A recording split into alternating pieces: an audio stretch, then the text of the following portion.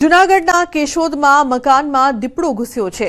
શિક્ષક સોસાયટી વિસ્તારની આ ઘટના છે। દીપડો દેખાતા ભયનો માહોલ। સ્થાનિક લોકોએ વન વિભાગને જાણ કરી છે તો વન વિભાગની ટીમ તાત્કાલિક ઘટના સ્થળે પહોંચી। અમરાપુરની વેટરનરી ટીમ અને સ્થાનિક વન વિભાગની ટીમે રેસ્ક્યુ કર્યું છે।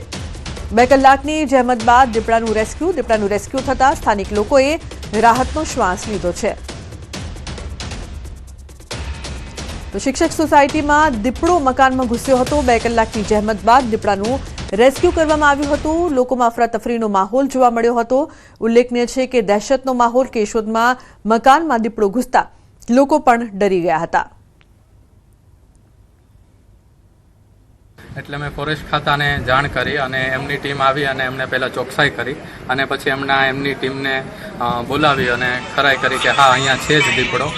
એટલે એમણે એમની અમરાપરની ટીમને બોલાવી અને એમણે એ લોકોએ 1.5 થી 2 કલાકની મહેનત બાદ અત્યારે દીપડો પાંજરે પૂર્યો છે। કોઈ બનાવ નહોતો ભયનો, પણ થોડો ભયનો માહોલ હતો। એટલે આજે પછી મેં પાછો જોયો એટલે ફોરેસ્ટવાળાને ઇન્ફોર્મ કર્યું। अन्य समाचार गांधीनगरથી ધમકી ભર્યા ઈમેલને લઈને મોટા સમાચાર છે। ગુજરાત જ નહીં, દેશના અન્ય શહેરોમાં પણ ઈમેલ અનેક શહેરોમાં સમાન પેટર્નના થ્રેટ ઈમેલથી ખળભળાટ મચ્યો છે। ગુજરાતની તપાસ અમદાવાદ ક્રાઇમ બ્રાન્ચ અને સાયબર સિક્યોરિટી સેલને સોંપાઈ છે।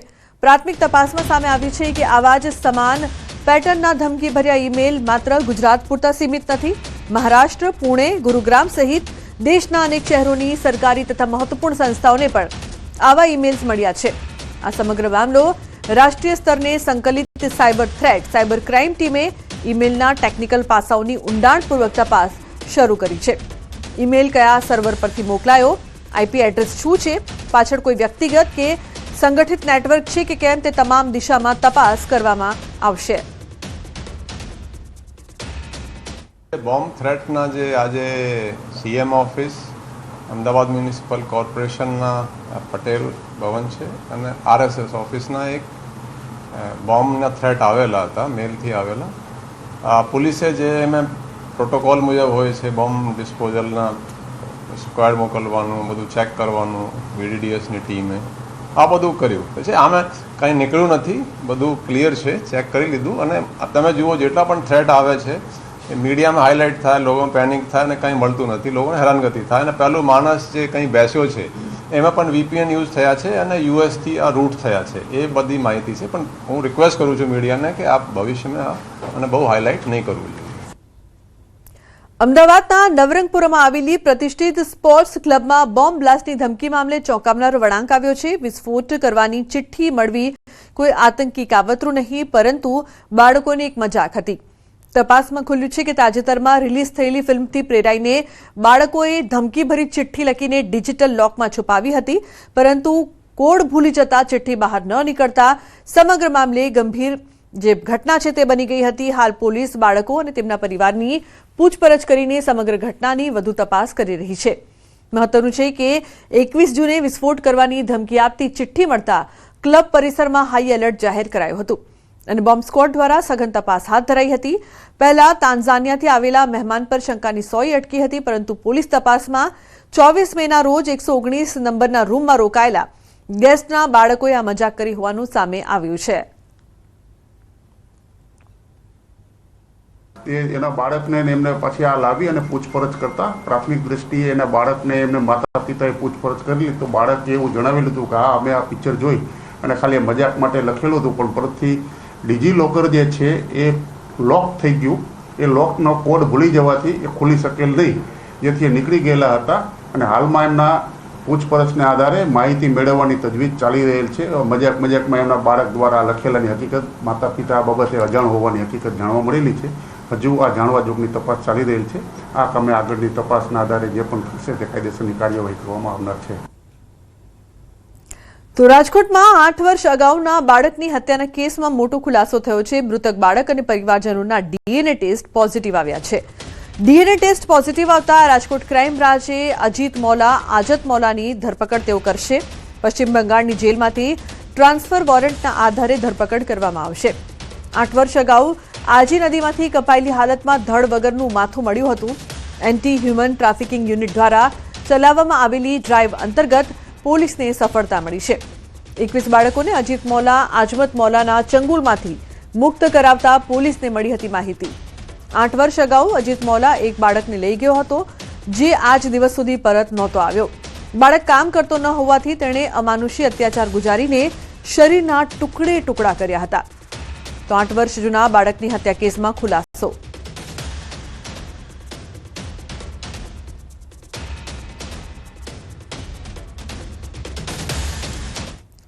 રાજકોટના ગોંડલમાંથી એક હૃદયદ્રાવક ઘટના સામે આવી છે, જ્યાં પારિવારિક વિવાદની આગમાં 13 વર્ષના નિર્દોષ બાળકનો જીવ હોમાઈ ગયો છે।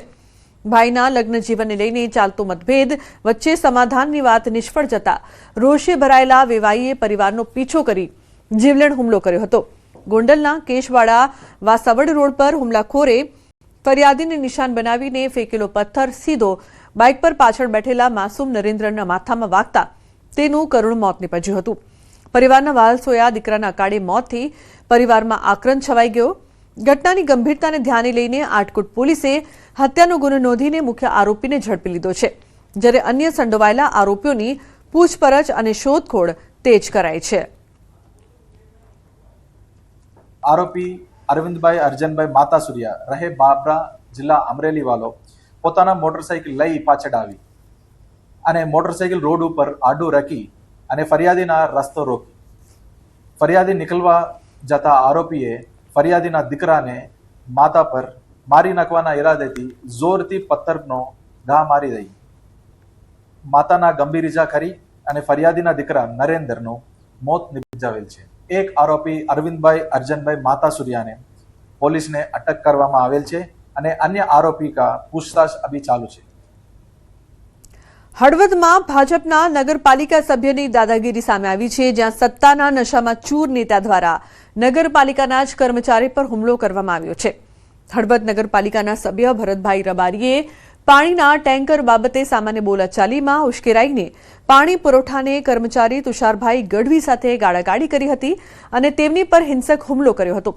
એટલું જ નહીં, કર્મચારીને જાનથી મારી નાખવાની ધમકી પણ આપવામાં આવી છે। ભાજપના નેતાની આ દાદાગીરી સામે ભોગ બનનાર કર્મચારી તુષાર ગઢવી ન્યાયની માંગ સાથે પોલીસ સ્ટેશન ફરિયાદ કરવા પહોંચ્યા છે। સરકારી કર્મચારીએ જ જનપ્રતિનિધિ દ્વારા કરાયેલા આ હુમલાથી સ્થાનિક રાજકારણમાં ગરમાવો આવી ગયો છે। ભરતભાઈ રબારીનો મારામાં ફોન આવ્યો કે ટેન્કર નાખવાનું છે, અત્યારે કેનાલ બંધ છે અને ટેન્કરના અત્યંત એટલા ઓલા રહેતા હોય છે કે જેથી કરીને કે ગરીબ માણસોમાં આપણે ઘણીવાર ટેન્કર પહોંચાડી શકતા નથી। આપણે ટેન્કરના કારણે એમનો ફોન આવ્યો કે અવાડામાં નાખવાનો છે। મેં કીધું કે એક મારું ટેન્કર રહ્યું એ ગયું છે પાઇપ નવી નખાવવા માટે અને બીજું જે ટેન્કર રહ્યું એ રૂદ્ર ટાઉનશીપમાં ગયું છે। તો ગાળાગાળી મા બેન સમાણેની ગાળો દેવા માંડ્યા અને મને કે તું શું ક્યાં, હું ત્યાં આવું છું અને સીધા એ ઓફિસે ધસી આવ્યા અને ઓફિસે આવીને સીધા મારી પર વાર કરવા માંડ્યા। ગાંધીનગરના કલોલથી અનોખો કિસ્સો સામે આવ્યો છે। કોલેજના મિત્રો સામે વટ પાડવાના ચક્કરમાં એક યુવકે ચોરીનો માર્ગ અપનાવ્યો છે। કોલેજના સ્ટેટસ બતાવવાના ચક્કરમાં એમએનો વિદ્યાર્થી અઠંગ ચોર બન્યો અને એક પછી એક 11 એક્ટિવા ચોરી નાખી। પોલીસને મળેલ બાતમીના આધારે પોલીસે આ 23 વર્ષીય યુવકને ઝડપી લઈને વાહન ચોરીના 11 ગુનાનો ભેદ ઉકેલી કાઢ્યો છે। પોલીસ તપાસમાં સામે આવ્યું છે કે પરિવારની આર્થિક સ્થિતિ નબળી હોવાથી તે પોતે વાહન ખરીદી શકે તેમ નહોતો, પરંતુ અન્ય લોકોની જેમ વાહન લઈને આવવાની તેની ઈચ્છાએ તેને ચોર બનાવી દીધો। આ યુવક એક્ટિવા ચોરી લેતો અને 2-3 દિવસ તેનો ઉપયોગ કર્યા બાદ જ્યારે તેમાં પેટ્રોલ પૂરું થઈ જાય ત્યારે તેને ગમે તે જગ્યાએ બિનવારસી હાલતમાં મૂકી દેતો હતો। હાલ તેની પાસેથી 1.58 લાખની કિંમતના 9 એક્ટિવા કબજે કરાયા છે।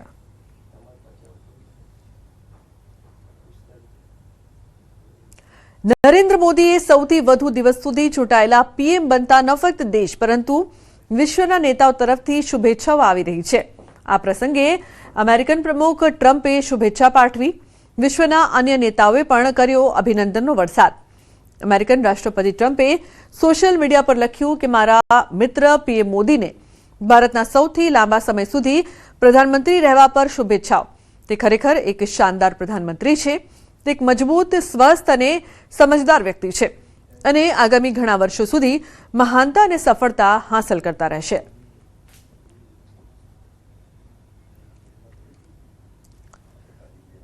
તો ગુજરાત રાજ્ય વકફ બોર્ડની બેઠકમાં પીએમ મોદીના વડાપ્રધાન તરીકે 12 વર્ષ પૂર્ણ થતા સર્વાનુમતે અભિનંદન ઠરાવ પસાર કરવામાં આવ્યો. બોર્ડ દ્વારા પીએમના દ્રષ્ટિવંત નેતૃત્વ, સુશાસન અને ગરીબ કલ્યાણ માટેના યોગદાનને બિરદાવી વકફ બોર્ડે વિકસિત ભારત 2047ના સંકલ્પને સાકાર કરવા માટે પોતાની પ્રતિબદ્ધતા વ્યક્ત કરી હતી. એ દરમિયાન બોર્ડના અધ્યક્ષ ડોક્ટર મોહસિન લોખંડવાલા સહિત સભ્યોએ પીએમને અભિનંદન પણ પાઠવ્યા હતા.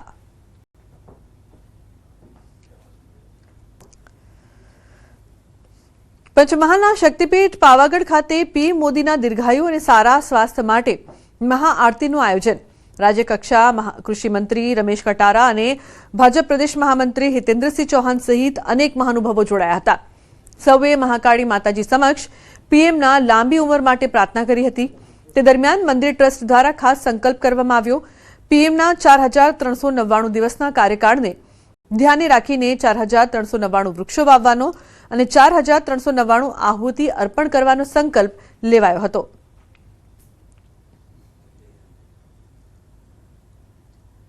આજથી ધોરણ 10 અને 12ની પૂરક પરીક્ષા 11 જૂનથી 20 જૂન સુધી યોજાશે. પરીક્ષા રાજ્યભરમાંથી 2.7 લાખ વિદ્યાર્થીઓ આપશે પરીક્ષા. ધોરણ 10ના 1.23 લાખ વિદ્યાર્થીઓ પરીક્ષા આપશે, તો ધોરણ 12 સામાન્ય પ્રવાહના 53,000 વિદ્યાર્થીઓ પરીક્ષા આપશે. વિજ્ઞાન પ્રવાહના 30,000 વિદ્યાર્થીઓ પરીક્ષા આપશે. તો પરિણામ સુધારવા પણ વિદ્યાર્થીઓ પરીક્ષા આપવાના છે. બોર્ડ દ્વારા બેસ્ટ ઓફ 2નું પરિણામ જાહેર કરશે. અમદાવાદ સહિત રાજ્યના અનેક સેન્ટરો ઉપર ધોરણ 10 અને 12ની પૂરક પરીક્ષાનું આયોજન કરાયું છે. ચોક્કસપણે કહી શકાય કે અનેક જે વિદ્યાર્થીઓ નાપાસ થયા તેને ફરી વખત મોકો મળી રહ્યો છે પરીક્ષા આપીને પાસ થવાનો. ત્યાં જોઈ શકો છો કે CN વિદ્યાલય છે અમદાવાદ સ્થિત, તેની અંદર જે વિદ્યાર્થીઓ છે તે હાલ પરીક્ષા સેન્ટર ઉપર પહોંચી રહ્યા છે.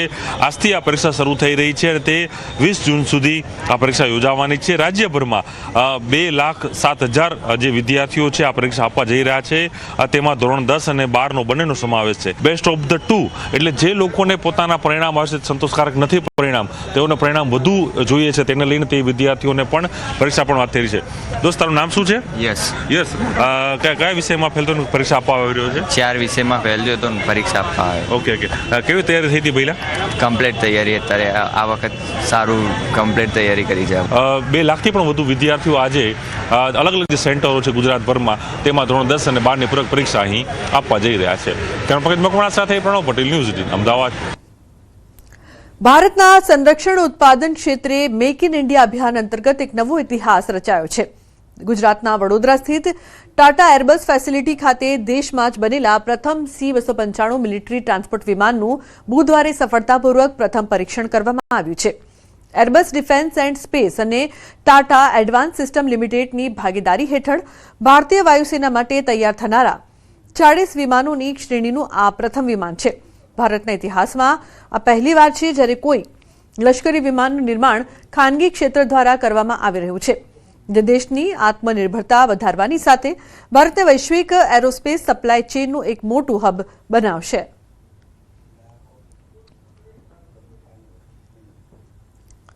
તો દેશના પ્રથમ સૈન્ય વિમાન C-295નું સફળ પરીક્ષણ છે તે કરવામાં આવ્યું છે. વડોદરાથી કરાયું છે સફળ પરીક્ષણ.